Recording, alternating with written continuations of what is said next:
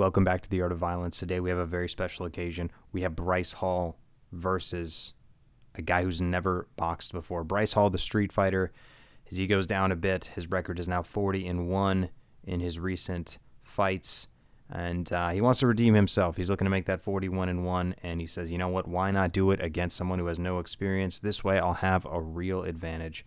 So we're going to break this one down, see how Bryce does, see if he's gotten any better, and let's get into it. Are you ready? Yep. Let's fight. All right, so right off the bat, Bryce gets cracked with a right hand from the guy that has no experience whatsoever in boxing, and yet still manages to land a solid right hand on Bryce literally a couple seconds into the first round. This does not look that great on Bryce, considering he's been training and has actually taken a legit fight. So very interesting. All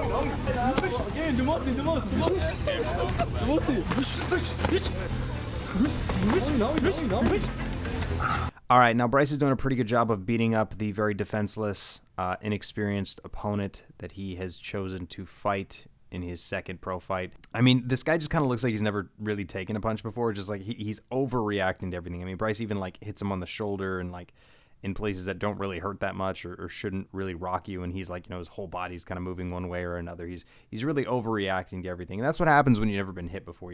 Your body kind of goes into a state of panic, and you just kind of overreact to everything. I gotta say though, Bryce really does not look very good. I mean, he's dropping his hands constantly. He's just winging wild punches. He honestly doesn't really look that much different than he did in the Austin fight, to be frank with you. I mean, he looks about the same. Some of his punches don't look bad, like the form that he has. He pretty much drops his hands all the time and has his head wide out, but like it looks like he's actually able to generate some power on some of his punches. But I mean, defensively, he's just so unaware and just unintelligent and just very ignorant in terms of his defense, and puts himself in pretty bad positions that, I mean, even a boxer with very little experience would be able to capitalize if they just came forward, swung, and kept their hands up. So already not looking super good for Bryce Hall. Oh my gosh, Bryce literally gets caught by another pretty clean right hand.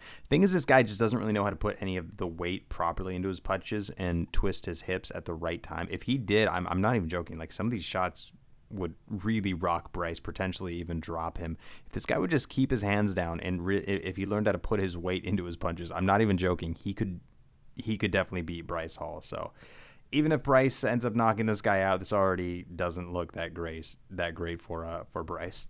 2, 1, fight. All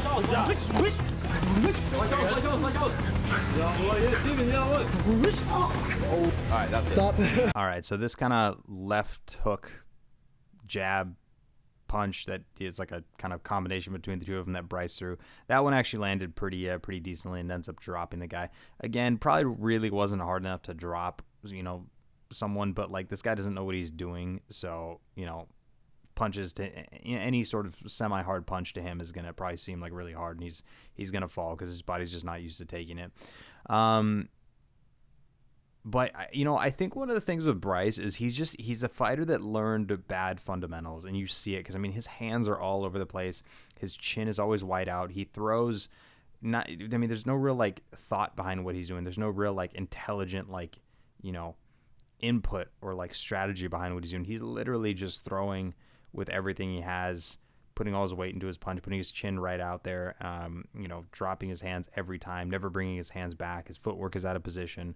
He's out of position. I mean, it's just, he looks like a guy who got taught wrong, because for someone who's been boxing for probably, I don't know, 6 to 8 months, seriously, he should look a lot better than this, but unfortunately he does not. I'll try one more time. I guess the ref has no power anymore. Swing on him, come on. That was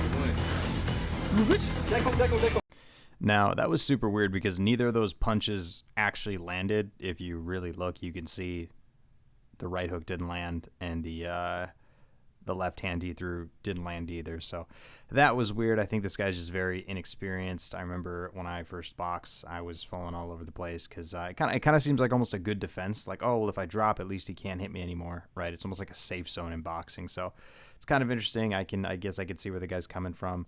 But either way, I mean, the fact that dude even lasted that long against Bryce Hall, who's been boxing for like almost a year now, seriously, is kind of funny and laughable. And the fact that Bryce really looked that just, I mean, like, look, I don't want to like completely like, put Bryce down or anything. I am giving an honest assessment though. Like he does look like he has some power. He looks like a guy who knows how to put his weight into a punch, but at the cost of form tremendously. I mean, his form is just, he drops his hands so far down, almost by his hip. His hands are never up. They're never coming back to his face. Lots of times his feet are out of position. I mean, if he fights someone who knows what they're doing, which was funny because Austin, he'd probably been boxing longer than Austin, and Austin just did work on him. He really, really needs to, get with a coach who's going to teach him fundamentals, which is kind of funny because he was with Canelo's team. I mean, like, I'm pretty sure Canelo's head coach was actually giving them lessons, and I know Ryan Garcia's dad was actually giving them lessons too. He was the one that was in the corner, and he definitely knows what's up in boxing. So the fact that they had such high level coaches and they still look this terrible, it's like, it almost makes me think maybe they didn't take it seriously, like the coaches, and they were just like, oh, whatever, like just some TikToker. We'll just, let him get away with bad form. Just show him a thing or two here and there. I mean, even you saw videos of Taylor Holder working with Canelo, like literally sitting down, having conversations with him in the ring, working with him. And he still looked, Taylor still looked that bad against, Gibb in their fight.